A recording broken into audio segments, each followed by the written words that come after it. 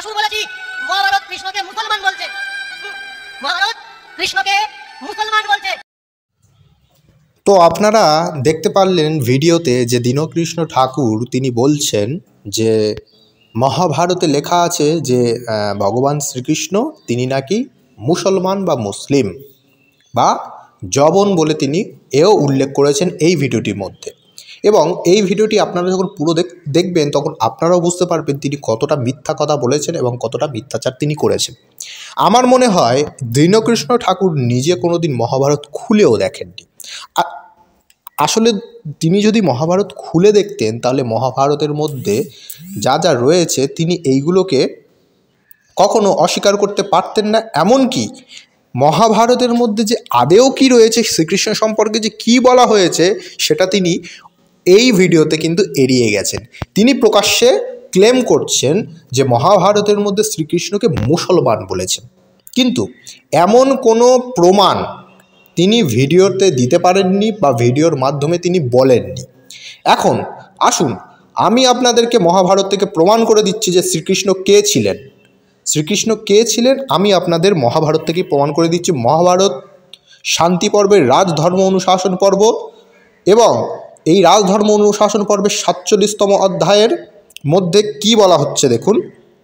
14 এবং 15 শ্লোকে কি বলছে দেখুন। स्वरेण हृष्टपुष्टेन तिष्ठापमधिसूदनं योगेश्वरं पद्मनाभं विष्णुं जिष्णुं जगत्पतिं।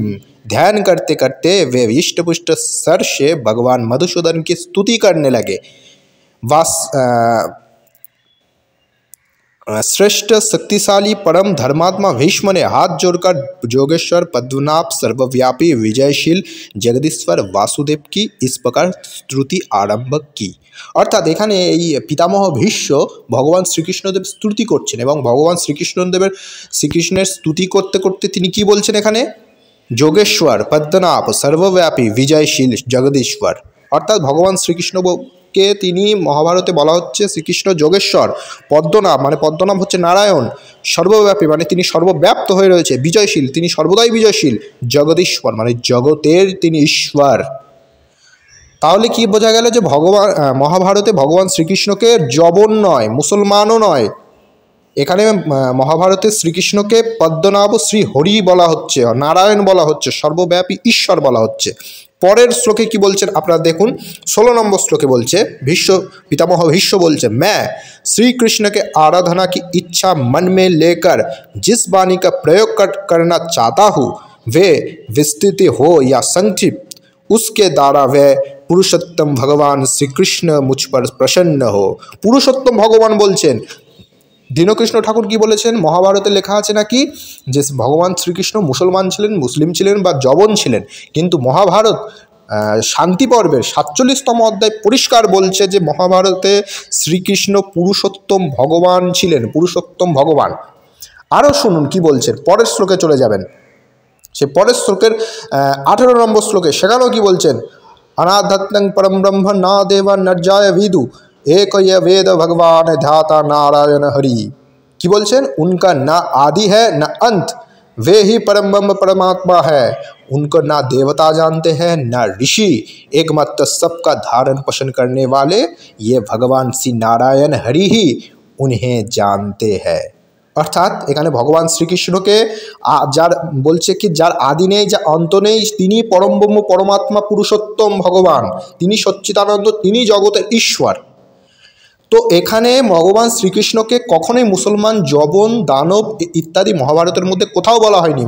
এমনকি মহাভারতের মধ্যে এও বলা হয়েছে যে তিনি স্বয়ং ছিলেন ঈশ্বর, তিনি হচ্ছেন জগতের ঈশ্বর। এটা কিন্তু মহাভারত দ্বারা প্রমাণিত। তিনি ওখানে মহাভারতের দ্বারা কোথাও থেকে প্রমাণ করতে পারেননি যে তিনি ভগবান শ্রীকৃষ্ণ জবন ছিলেন, তিনি এটা কখনোই প্রমাণ করতে পারেননি, এবং তিনি কোনো রেফারেন্স দেননি। আমি এই ভিডিওতে আপনাদেরকে রেফারেন্স সহকারে বললাম। এবং এই অধ্যায়ের আরও রয়েছে। এই অধ্যায়ে ভগবানকে, ভগবান হচ্ছেন শ্রীকৃষ্ণ, শ্রীকৃষ্ণ হচ্ছে ভগবান, শ্রীকৃষ্ণ কোনো জবন নয়। অর্থাৎ এই ভিডিওর দ্বারা দীনকৃষ্ণ ঠাকুরের উক্ত ভিডিওর যে মত তিনি বলেছিলেন, যে ক্লেমটা তিনি করেছিলেন, সেটা যথাযথভাবে খণ্ডন হলো, এবং এই ভিডিওটি আপনারা শেয়ার করবেন, লাইক করবেন, কমেন্ট করবেন, সাবস্ক্রাইব করে আমাদের চ্যানেলের পাশে থাকবেন। नमस्कार, धन्यवाद, जय श्री कृष्ण, जय सनातन।